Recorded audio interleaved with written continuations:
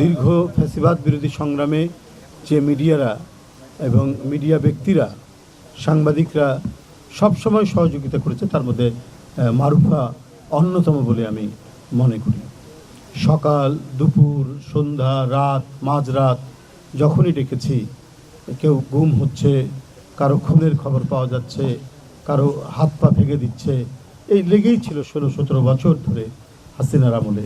তখন আমাদের একমাত্র অবলম্বন ছিল মিডিয়ার সাথে কথা বলা এবং বিষয়গুলো জানানো। সেই ক্ষেত্রে অনেক ভয়ভীতির মধ্যেও আমাদের সংবাদ মাধ্যম, আমাদের মিডিয়ার সাংবাদিকরা এটা নেব যে গুরুদায়িত্ব পালন করেছেন, এই জন্য তাদের সবাইকে, মারুফাসহ সবাইকে ধন্যবাদ জানাচ্ছি। পাশাপাশি এখানে যারা যুক্ত রয়েছেন বা যুক্ত হয়েছেন এবং এই অনুষ্ঠানটি এখানে করছেন, আমাদের তার মধ্যে আতিকুর রহমান রুম্মন, সেও একজন সাংবাদিক এবং অত্যন্ত সংস্কৃত মনা। ওর সাথে আমরা বিএনপি পরিবারে যুক্ত হয়ে ঢাকাসহ নানা জায়গায় রুম্মনের সাথে কাজ করেছি। আমি দেখেছি যে কোনো একটা কাজ দলের ভারপ্রাপ্ত চেয়ারম্যান বা দল তাকে দিলে পরে সেটাকে বাস্তবায়ন করার জন্য তার যে প্রয়াস, তার যে নিরন্তর প্রয়াস, এটা সত্যি আমাকে সবসময় মুগ্ধ করেছে।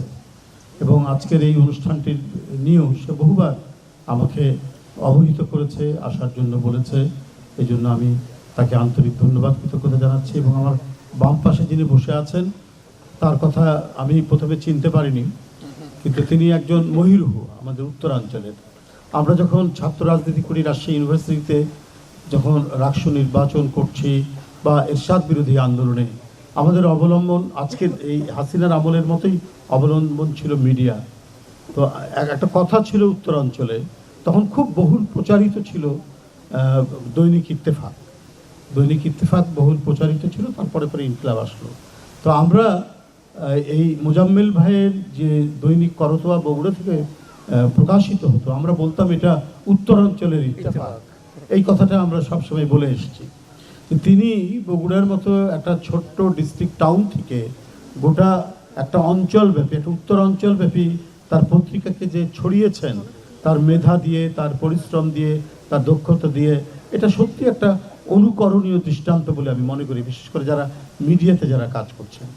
তো যাই হোক, আমি তাকেও ধন্যবাদ জানাই। আমাদের এখানে কামাল ভাই এসছেন ইংল্যান্ড থেকে, উনি দলেরই মানুষ এবং দলের সাথেই যুক্ত, আমি যতটুকু শুনেছি তার সম্পর্কে, এবং আরও অনেকে এখানে রয়েছেন। সবাইকে আন্তরিক প্রীতি জানাচ্ছি। এটা আমি মনে করি এমন একজন ব্যক্তি নিয়ে, তার জীবন এবং কর্ম নিয়ে এই আলোকচিত্র প্রদর্শনী, এটা আসলেই সংক্ষিপ্ত এর পরিসর হবে না। এটি একটা বিরাট ক্যানভাস। এটি একটা বিরাট ক্যানভাসের মধ্যে একবারে খুব নিপুণ শিল্পীদের দিয়ে তৈরি করা যে ক্যানভাসের মধ্যে যে ছবিটি ফুটে উঠবে, সেই ছবিটি হচ্ছে দেশনেত্রী বেগম খালেদা জিয়া। তার কর্ম এবং জীবন এত অ্যাডভেঞ্চারাস, এত বৈপ্লবিক। আমরা চে গুয়েভারার জীবন পড়ে আমরা মুগ্ধ হই, আমরা ফিডেল ক্যাস্ট্রোর জীবন পড়ে আমরা মুগ্ধ হই, আমরা আব্রাহাম লিঙ্কনের জীবন পড়ে মুগ্ধ হই। এদেশের মানুষ বেগম জিয়ার জীবন কাহিনী পড়া এবং চর্চা করলে তারাও মুগ্ধ হবে। একজন গৃহিণী অল্প বয়সে বিধবা হয়েছেন, হওয়ার পর রাজনীতির যার পদার্পণ, রাজনীতিতে নাম লিখিয়েছেন তার স্বামী পৃথিবী থেকে চলে যাওয়ার পর।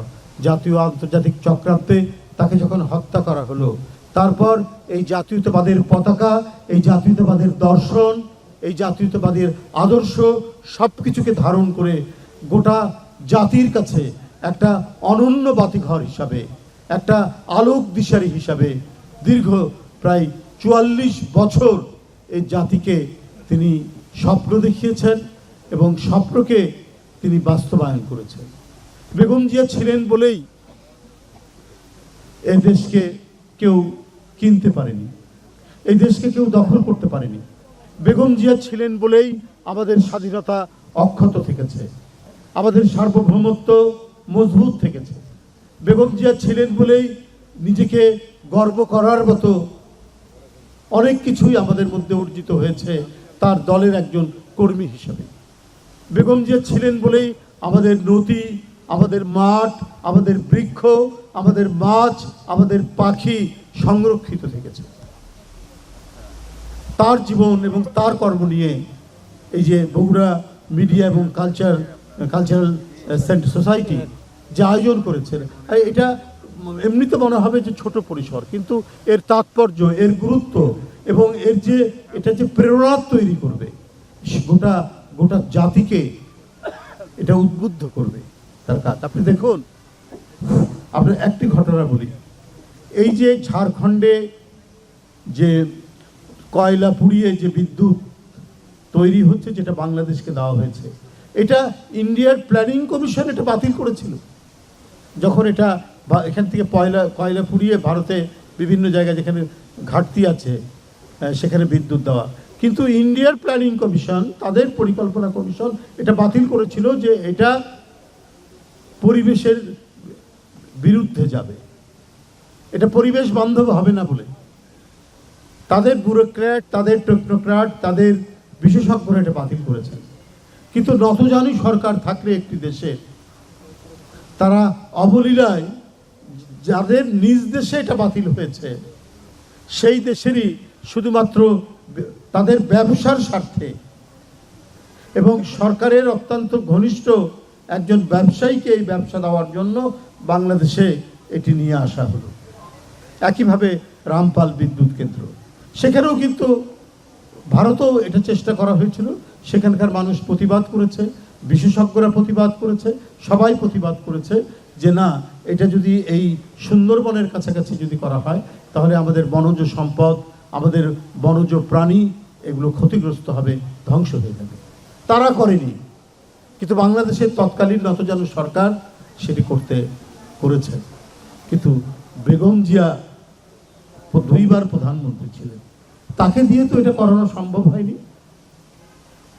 তাকে দিয়ে করানো সম্ভব হয়নি বলেই তাকে দীর্ঘ সময় ধরে নির্যাতন ভোগ করতে হয়েছে, কারাগারে থাকতে হয়েছে, তার অসুস্থতায় কোনো উন্নত চিকিৎসা দেওয়া হয়নি।